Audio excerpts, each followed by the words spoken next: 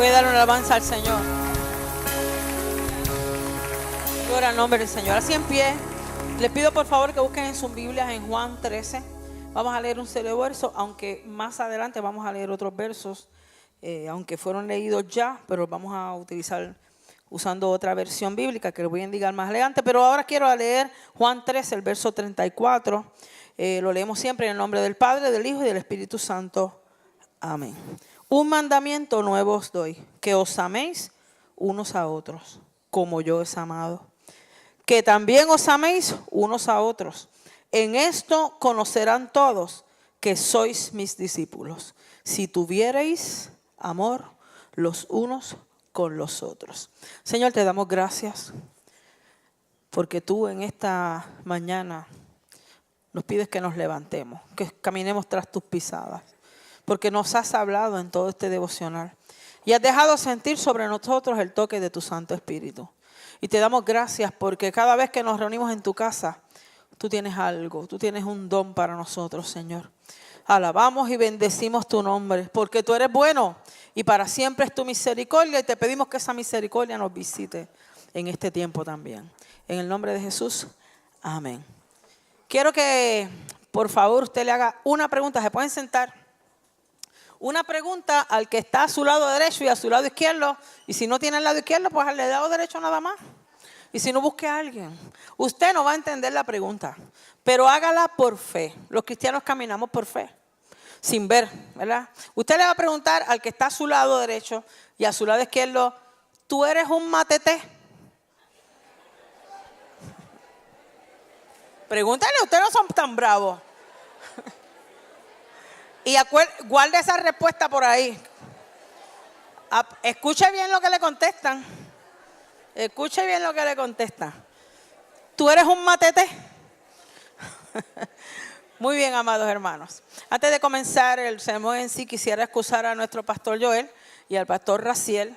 Ellos están junto a otros líderes en un viaje de reconocimiento, ¿verdad? Capacitación y viendo algunas cosas, ¿verdad? Para tener otras visiones para el templo y otras cosas. Así que pedimos que el Señor los traiga con bien. Entiendo que regresan ya el día de mañana. Durante todo el mes de enero y también febrero hemos estado estudiando un tema que está en las pancartas por ahí. Y yo espero que ustedes se lo sepan de memoria porque los del primer culto como que titubearon. ¿Cuál es el tema que estamos estudiando? Juntos. Usted se tiene que saber eso ya de memoria, 2 meses estudiando eso. Pero ese es el tema que hemos escogido para este año y vamos rumbo a nuestro centenario. Recuerde que usted y yo cumplimos 100 años el año próximo, ¿no? Y vamos encaminados a eso y estamos en este tema porque es el que se ha entendido, ¿verdad? Que el Señor ha puesto en el corazón para trabajar. Y este tema no lo hemos visto de distintas maneras. Buenavista juntos, 100 años juntos, de muchas maneras. El asunto es que hay unas palabras que han sido recurrentes en este tema que hemos visto en predicaciones, en estudios bíblicos, en todas las cosas que hemos hecho, ¿verdad? Palabras como solidaridad, comunión, unidad, perdón, amor, fe, todas esas palabras, ¿verdad? Han sido recurrentes. Si nosotros fuéramos a hacer un resumen de todo lo que hemos dicho ya en estos 2 meses que se han ido bien rapidito, podemos resumirlo en 4 puntos. Primero, que la iglesia debe vivir en amor y unidad.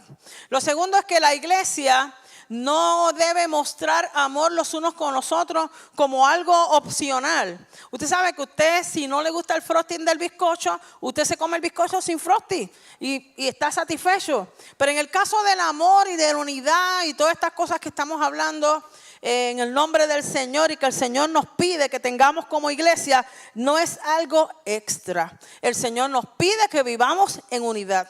El Señor nos pide que nos amemos los unos a los otros.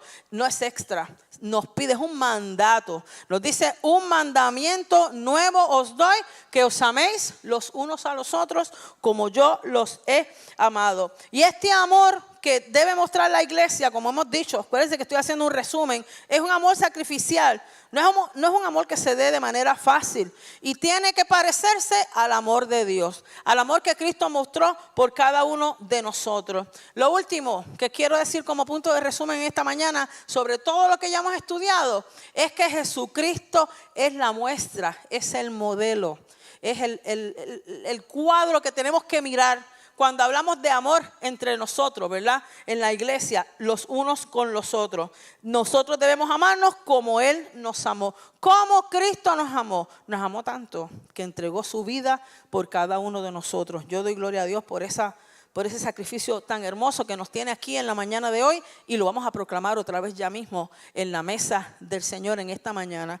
Es posible que tú hayas venido a estos cultos y hayas escuchado toda esta temática y toda esta repetición y todo esto, y a ti no te haga sentido. Es posible que para ti haya sido como una retórica y tú digas, otra vez la pastora viene con el mismo lío, otra vez del amor. Es posible que tú estés pensando eso, no lo has podido quizás comprender. También es posible que en tu corazón tú hayas encontrado alguna persona, alguna situación en la vida, algo que tú tengas que resolver relacionado al amor y el perdón, y tú tengas el deseo de hacerlo. Tú quieres hacerlo, pero como decimos nosotros los puertorriqueños, cuando algo no nos sale bien, nosotros decimos, no me sale, ¿verdad? Como que no me sale. Es algo que tú quieres hacerlo, pero no se te hace fácil hacerlo. No lo has podido hacer. No puedes hacerlo. Algo no está en ti. No lo puedes hacer. Tú quieres amar y perdonar al que te has lastimado, al que te ha fallado, al que te ha herido, pero algo no te permite hacerlo. Yo quiero plantearte de manera sencilla varias cosas en esta mañana. Ese amor del que estamos hablando, esa vida, esa unidad que nos pide el Señor en la palabra, no se da por nuestra voluntad. La naturaleza humana no produce ese tipo de sentimiento de manera natural, porque nosotros somos seres egoístas. Somos seres que buscamos nuestra propia supervivencia. Así que cuando vemos algo, lo queremos para nosotros, lo queremos conservar. Y si tenemos algo, lo queremos conservar, no lo queremos compartir. Necesito un poquito de agua si me consiguen por ahí. Perdónenme. Y ese amor es fruto. Lo que yo vengo a plantear en esta mañana, amados hermanos, es que ese amor que el Señor nos está pidiendo que demostremos los unos con los otros, no es algo que se da de forma natural. Muchas gracias. Más bien es un fruto que se da cuando en cada una de las personas que componen la iglesia se da algo que se tiene que ver, que tiene que darse primero, y es que nosotros, cada uno de nosotros, ocurra un cambio en nuestro corazón. Cuando ocurre ese cambio en el corazón de cada uno de nosotros, es que nosotros podemos producir ese amor y se puede dar ese amor de manera natural entre nosotros. Para poder amar como el Señor nos pide, tenemos que convertirnos en sus seguidores. Yo no sé cuántos de aquí tienen Facebook. Yo tengo Facebook, no me escriban mucho por ahí porque casi no lo veo, pero ¿cuántos tienen Facebook aquí? Levanten la mano, que todos viejitos que estoy mirando ahora mismo, todos tienen Facebook. Y están más al día que yo. Entonces hay una parte en el Facebook, que esto no lo dije esta mañana, pero que usted se puede convertir en follower de esa persona.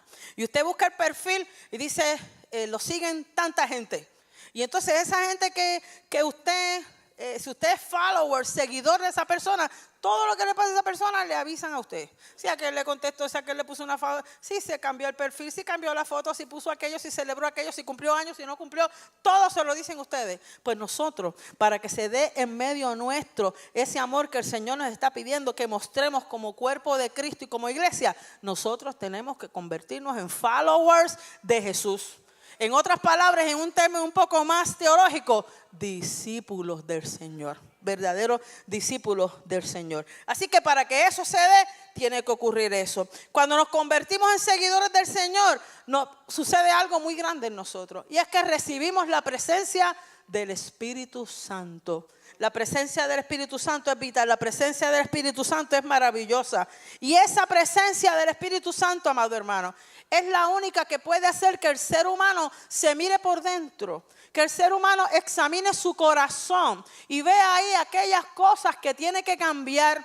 Sin el Espíritu Santo ese ejercicio no se da, porque nosotros en nuestra manera natural tendremos a pensar que todo lo hacemos bien y que somos perfectos. Pero cuando viene el toque del Espíritu Santo, el que no llora, llora. El que no había visto que cometió un error, lo ve. Cuando nos escanea el Espíritu Santo, amado hermano, eso es otra cosa. Y nos vemos tal cual somos. La buena noticia en esta mañana es que la palabra del Señor dice que nosotros podemos acercarnos al trono de la gracia, así mismo, imperfectos, perfectos, tal cual somos, porque vamos a hallar allí el oportuno socorro. Y ese oportuno socorro en esta mañana está en este altar. No porque yo esté aquí, no porque haya cantado tanta gente tan bello en esta mañana, es porque el Señor está aquí y el Señor te ama y te quiere bendecir.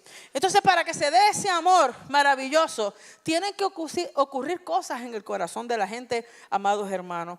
Miren, el verso que acabamos de leer, Juan 13, vimos lo que el Señor nos pide. Y la segunda parte, que es el verso 35, dice, en esto conocerán todos. ¿Qué van a conocer?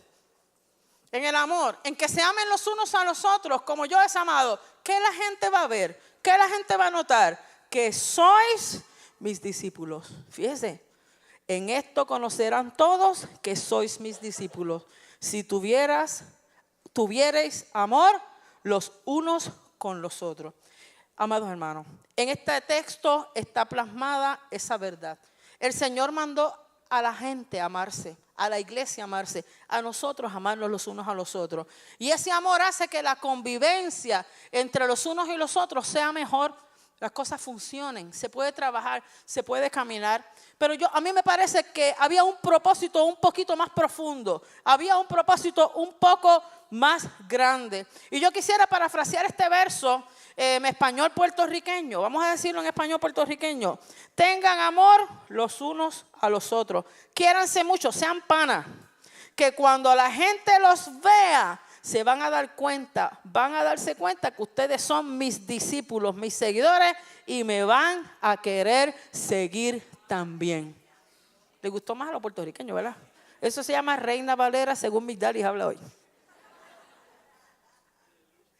Pero quiero que entiendan, es que ese verso, de ahí se puede predicar un año completo.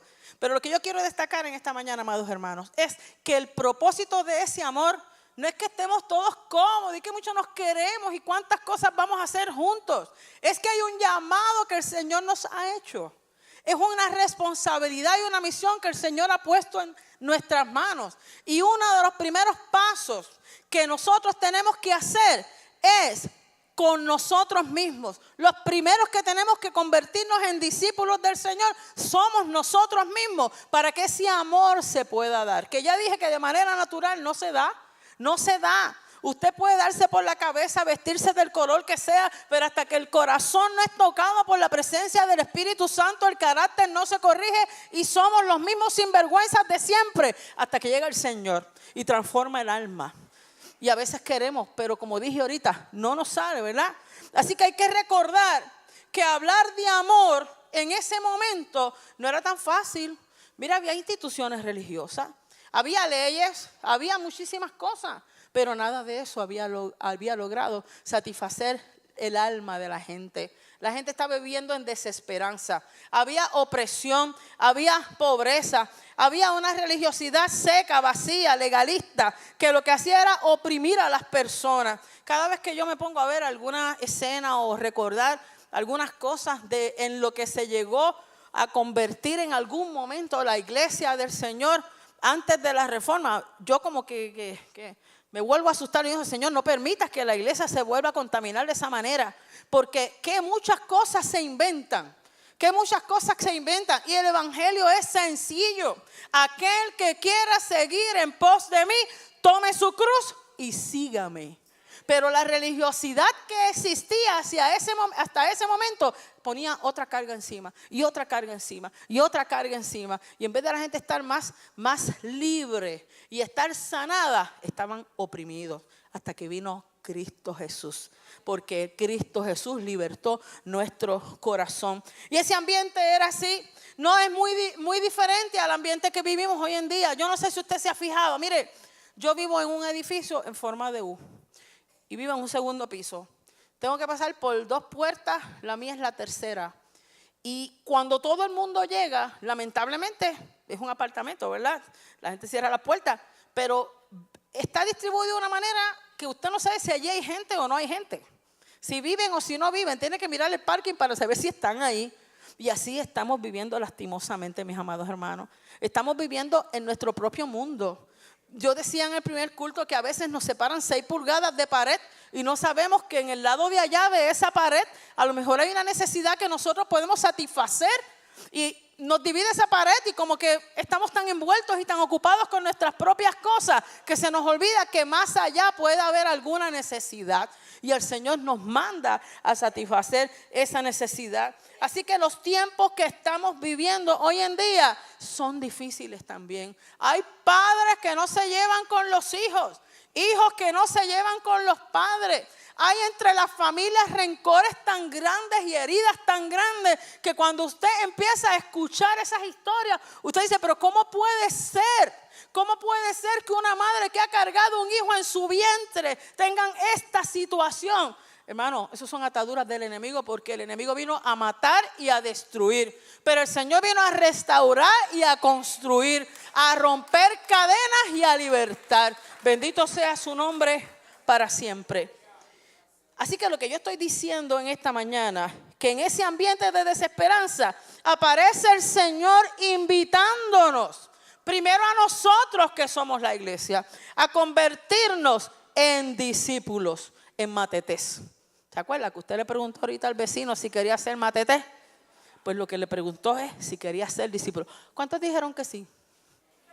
Ahora están calladitos, ¿verdad?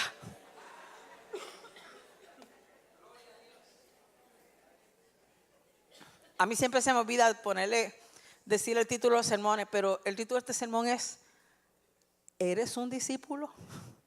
¿Verdad? Es una pregunta. ¿Somos discípulos? ¿Somos discípulos? Porque lo que yo estoy diciendo, para recapitular, es que esa unidad y ese amor no se da si no somos discípulos. No se da, no se puede dar si no ha ocurrido eso. Y ya mismo vamos a ver qué es eso.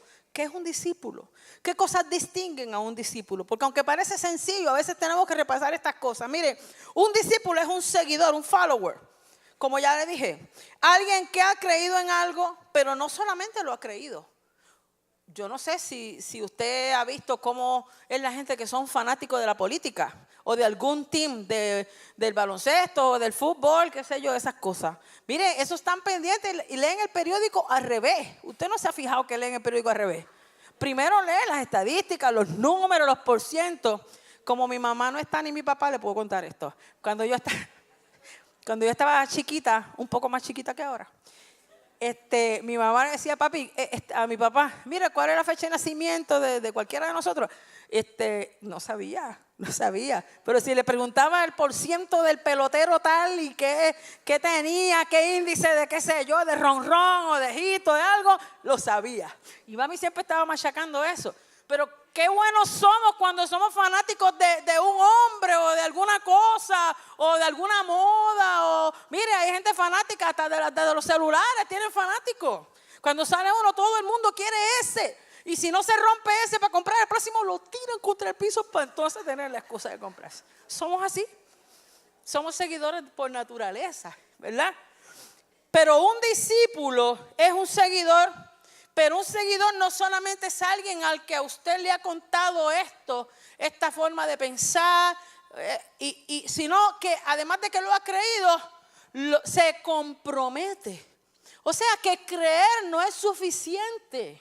Está el mundo lleno de gente que cree en Dios. Pero esa gente que cree en Dios, eso es muy bueno, creer en Dios. Es muy bueno, excelente, es un paso maravilloso. Pero no es suficiente. No es suficiente con creer. Hay que seguir al Señor. Hay que vivir como Dios quiere que vivamos. Eso es ser seguidores, ¿verdad? Y dice, esa persona puede ser una enseñanza, una disciplina. Por ende, un discípulo de Cristo, entonces, ¿quién es? ¿Quién es discípulo de Cristo entonces? Porque estoy diciendo que ese amor, que esa cuestión de estar juntos no se da si todos los que estamos ahí no somos discípulos. Y alguien me puede decir, pero ¿será que en esta iglesia ahora mismo sentado aquí habrá gente que todavía no hay discípulos? Por eso los mandé a hacer la pregunta. Esa es la pregunta de la mañana de hoy. ¿Eres un discípulo? ¿Verdad? ¿Eres un discípulo? Así que el que es discípulo de Cristo es alguien que ha tenido un encuentro personal y transformador con Cristo. Es alguien que el Espíritu Santo le ha leído y escaneado el corazón y le ha dicho: tienes esto, tienes esto, tienes esto. Es alguien que ha presentado su vida frente a la cruz. Y todo lo que no ha cabido ahí lo ha puesto a los pies de la cruz. Y ha permitido que el Señor derrame sobre ese corazón el don del Espíritu Santo, que es el que nos corrige, que es el que nos guía y nos mete en el camino que Dios quiere que caminemos. Eso es un discípulo de Cristo. Así que es una persona que ha reconocido que necesita perdón por el pecado. Y como dije ya en esta mañana, el único que nos puede a nosotros hacer que nosotros reconozcamos que estamos pecando y que necesitamos el perdón de nuestros pecados es el Espíritu Santo de Dios. Pero qué bueno que el Espíritu Santo de Dios está aquí en esta mañana. Si tú asistes a la iglesia cada domingo, gloria a Dios, eso es excelente. Si te has criado aquí y dormías como yo cuando era chiquita en los bancos debajo por ahí, ibas al monte, hacías esto otro, maravilloso. Pero nada de eso es suficiente. No es suficiente. Si tú crees y siempre oras y siempre lees, maravilloso, maravilloso. Pero si tú vienes aquí en esta mañana y simplemente eres consumidor de una linda programación o simplemente oyente de una música maravillosa que ha cantado este coro en esta mañana, pues qué bueno que estás aquí, pero quiero decirte en el nombre del Señor en esta mañana que eso no es suficiente. No dejes de venir, no dejes de escuchar la música, no dejes de creer, pero en esta mañana el Señor te llama a que des un paso más, que dejes de ser espectador y te conviertas en discípulo, en seguidor del Señor. Ser simpatizante del Evangelio es bueno, pero no es suficiente. Eso no llena el corazón. Por eso el Señor nos hace esa invitación a nosotros, a todos los que estamos aquí. Hazte en esta mañana un discípulo de Cristo, un seguidor del Señor. Ser espectador no transforma el alma. Ser espectador no limpia el pecado. Ser espectador no hace que el propósito que Dios tiene para tu vida se cumpla en plenitud. Nada de eso. La única manera que nosotros podemos disfrutar de ese propósito maravilloso del Señor es cuando nos convertimos en verdaderos discípulos del Señor. Y el que recibe este llamado de ser discípulo tiene que saber que es un llamado a vivir de una manera distinta. Y es también un llamado a que nosotros tenemos que seguir, por ejemplo, la palabra. Hay unos rasgos, hay unas características que siguen a un discípulo. Hay unas marcas que siguen al discípulo. No es las estadísticas, no son los números, es la relación que tú y yo tengamos con el Señor. Bendito sea su nombre para siempre. ¿Y cuáles son esas marcas? Ya me has dicho que la primera marca es el amor. Por eso el Señor lo dijo: ámense los unos a los otros. ¿Cómo? Como yo os he amado. Y eso lo decimos fácil, hermano. Pero si nos ponemos a analizarlo bien, el Señor dio su vida por nosotros. Como yo os he amado.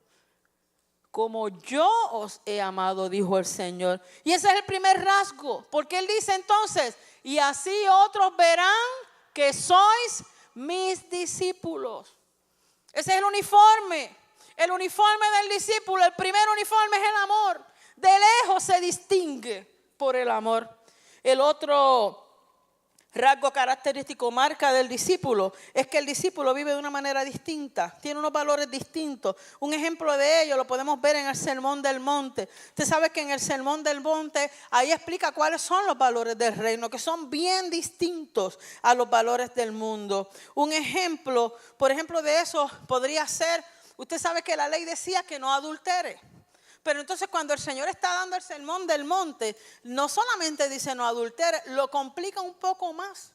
Entonces Él dice: no, ni siquiera coquetees en tu mente con la idea de ni siquiera pensar ni mirar a la mujer o el hombre ajeno. Los valores del reino de los cielos. La vida del discípulo es más comprometida. Las reglas que nosotros y el estándar de vida que nos pide el Señor es alto. Porque el nivel que nos pide de vida el Señor es la santidad. Bendito sea el nombre del Señor. Así que ahí están esos valores. Y existía la ley, pero la ley del Señor, que se basaba en el amor y la misericordia, pero nos decía, no, ni siquiera, tú no puedes hacer eso, tú eres un discípulo, tú eres mío. Tú no puedes vivir de esta manera. Tú vivías de esta manera antes, pero ya tú no vives de esa manera. El verdadero discípulo escucha, aprende, escudriña y vive la palabra. Si vamos a Juan 8:30, dice en Juan 8:30, si vosotros permaneciereis en mi palabra, ¿qué más? Seréis verdaderamente mis discípulos. Fuerte. Si permanecen en mi palabra. Si permanecen en mi palabra. Mira, amado hermano. Bendito sea el nombre del Señor. La palabra del Señor.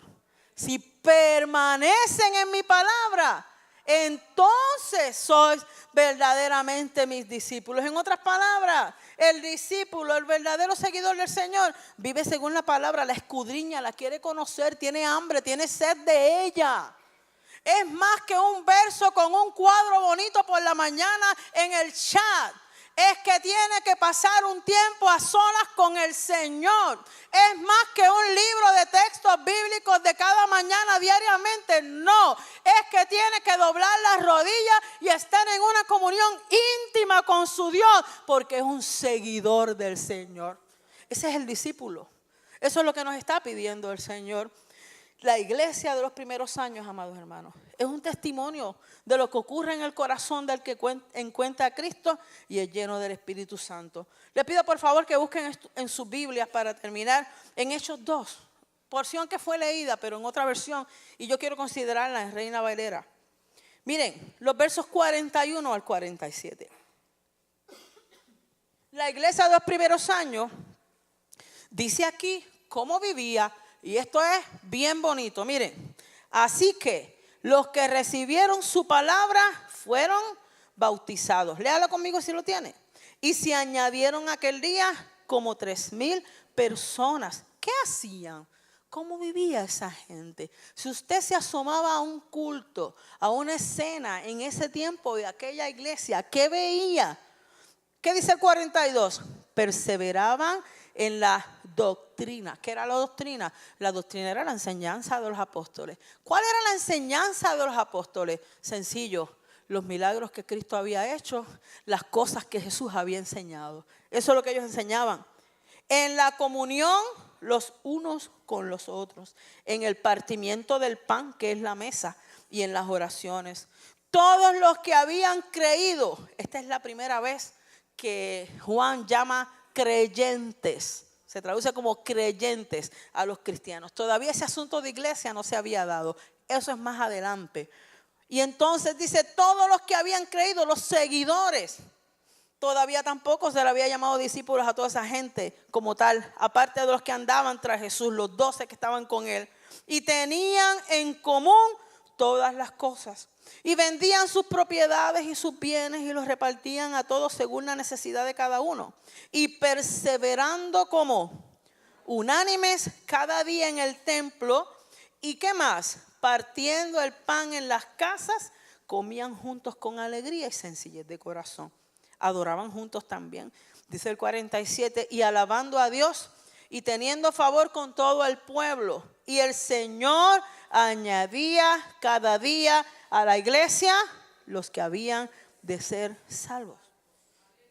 Pero yo quiero decirte en esta mañana, esta gente que hacían estas cosas, miren, perseveraban en la enseñanza, los dichos y obras de Jesús, oraban juntos comían juntos la comida y comían juntos la cena, partían el pan, tenían en común las cosas. Si un hermano necesitaba la media docena de huevos, se la daban, porque veían la necesidad del prójimo.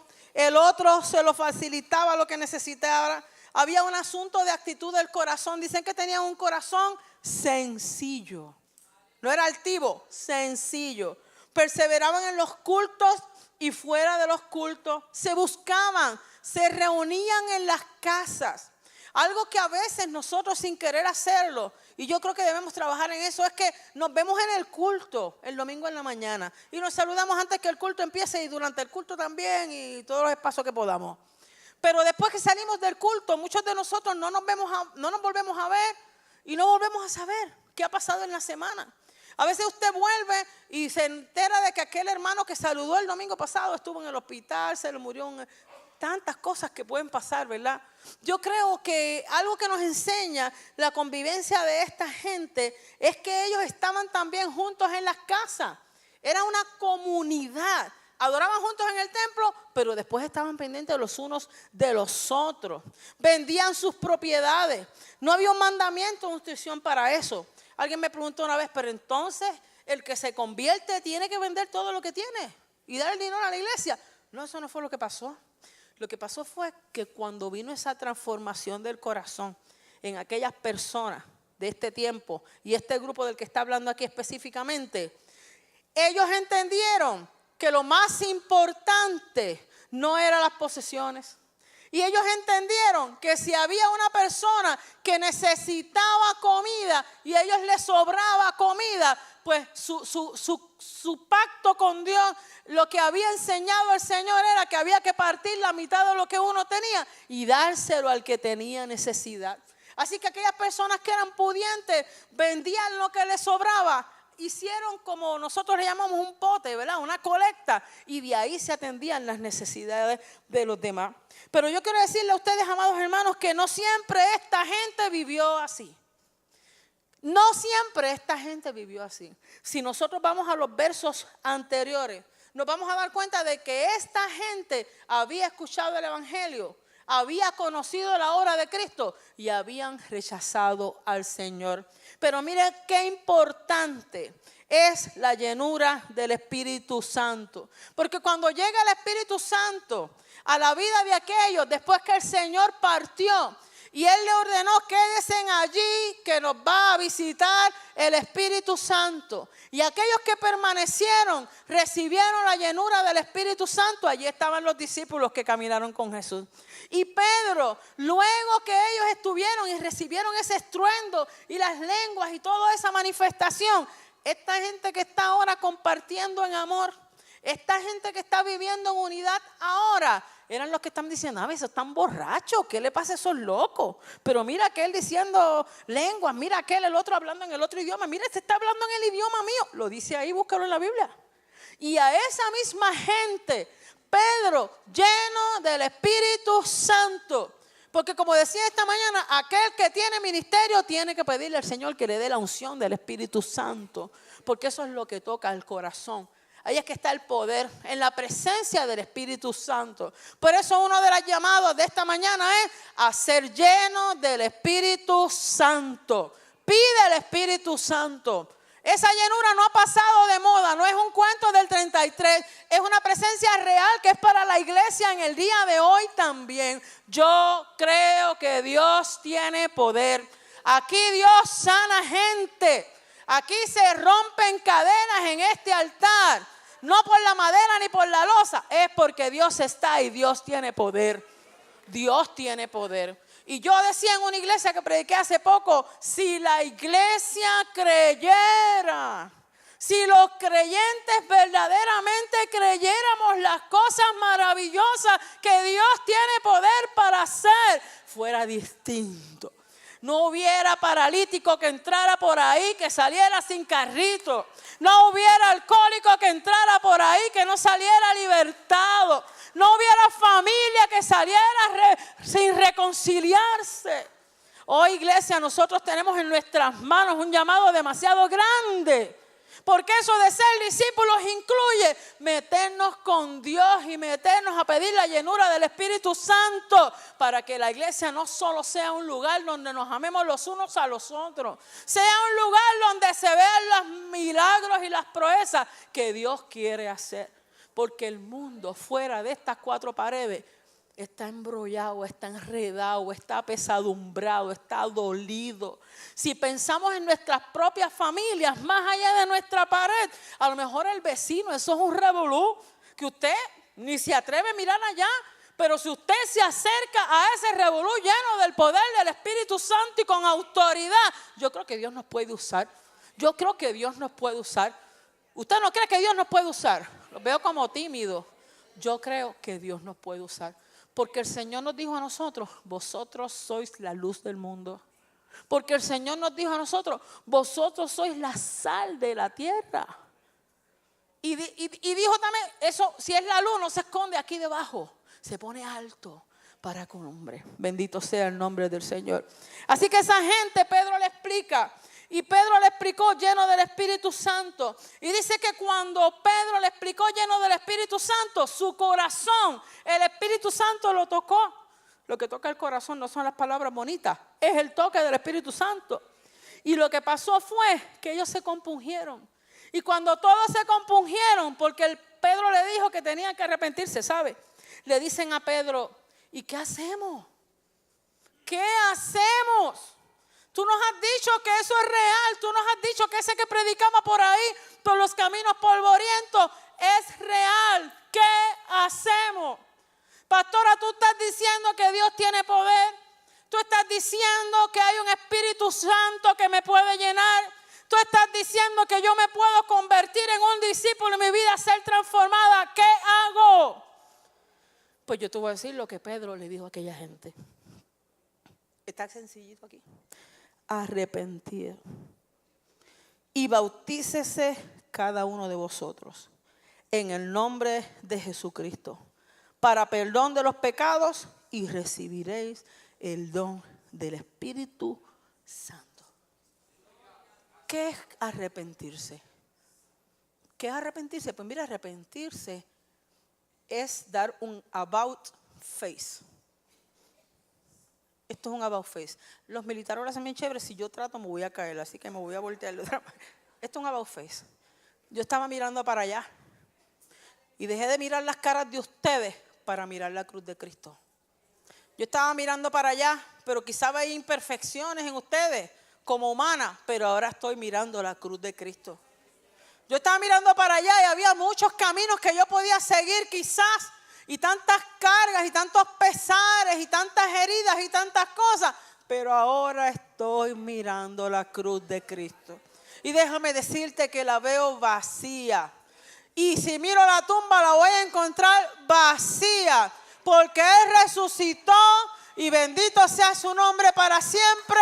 Y un día viene a llevarse a todos los que sean sus discípulos.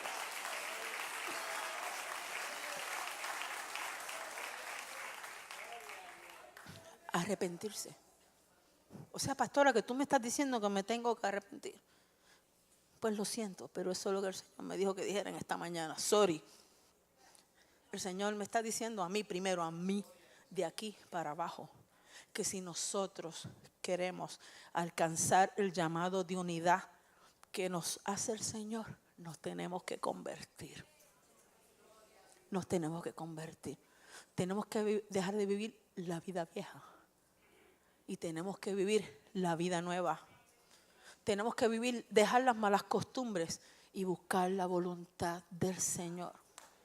Tenemos que dejar que la obra del Espíritu Santo se haga en cada uno de nosotros. Si queremos cumplir con eso, porque no es un discurso vano y vacío. Te estoy diciendo en esta mañana que es el fruto de la transformación del corazón de cada uno de nosotros. Bendito sea el nombre del Señor. Así que Pablo le dice a aquel gentío, eran muchos, arrepiéntanse. Lo que tienes que hacer es volverte, cambiar, dar la espalda a lo que tienes ahora y enfrentar un camino maravilloso de paz y bendición y salvación. Bautizarse, que el bautismo es una señal externa de lo que ocurre en el corazón. Y lo más que me encanta, ser lleno del Espíritu Santo. Ser lleno del Espíritu Santo. Cuando yo miro esa cruz, porque cuando usted entra por ahí, usted ve la cruz.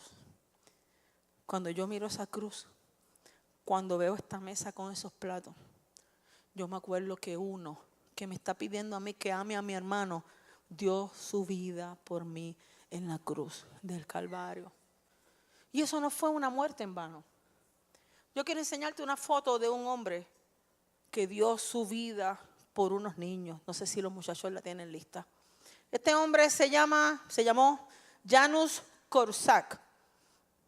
Ese hombre. En estos días esa foto corrió por el internet por ahí. Ese hombre no era judío. Y él tenía, no me acuerdo el número exacto, 170 y pico de niños en un orfelinato. Cuando vino todo esto de la exterminación de los judíos, todos esos niños se los llevaron al gueto. Él podía escapar, pero no escapó. Él no quería abandonar a sus niños. Se fue con sus niños, los tuvo allí. Mientras había tanta muerte alrededor, él trataba de darle la mejor vida posible para que no sufrieran, porque había hambre, había muerte. Un día le dijeron, vista a todos sus niños. Él los mandó a ponerse sus mejores ropas. Hay otra foto que no es esa, pero es una foto muy triste y no la quise traer por eso. Que era de ese día específico. Y él le puso las mejores ropas. Todos salieron con sus mejores ropas porque iban a salir, iban hacia la cámara de gas. Cuando iban llegando a la cámara de gas, por favor, Janus, escapa, tienes la oportunidad. Tantas veces, tanta gente de aquella le dijo que podía escapar. Pero él no quiso abandonar a sus niños. Murió con sus niños. Qué bueno que los acompañó. Qué bueno que mientras vivían le dio esperanza. Pero ¿sabes qué? Su muerte no los pudo librar de la muerte. Oh, pero hubo uno que pudiendo escapar de la muerte en cruz, no quiso escapar. Pero esa muerte sí que no fue en vano. Ese fue Jesús de Nazaret que dio su vida en la cruz del Calvario por ti y por mí. Y que hoy nos llama a cada uno de nosotros a ser sus discípulos. Yo quiero decirte en esta mañana que el Señor te está llamando. Y le pido a los cantantes que se vayan preparando y a los músicos. El Señor te está llamando. Yo no sé para quién es este sermón, pero el Señor está llamando a que seamos sus discípulos. El Señor está llamando a que abracemos la cruz. El Señor nos está llamando a vivir según la palabra. El Señor nos está llamando a ser llenos de su Espíritu Santo. Yo te voy a pedir que tú te pongas en pie en esta mañana. Y vamos a hacer una oración. Están todos esos llamados ahí. Es posible que tú estés pensando ahí y digas, wow, es difícil lo que la pastora está diciendo. Es dulce ser discípulo del Señor. No estoy diciendo que es fácil, estoy diciendo que es dulce. Es glorioso, es maravilloso. Qué grato es levantarse por la mañana y uno sentir que aunque las noticias no sean las mejores, dentro del alma de uno no hay tormenta. Está fuera la tormenta. Pero tú caminas con tu Dios y tú caminas siguiendo las pisadas del Señor.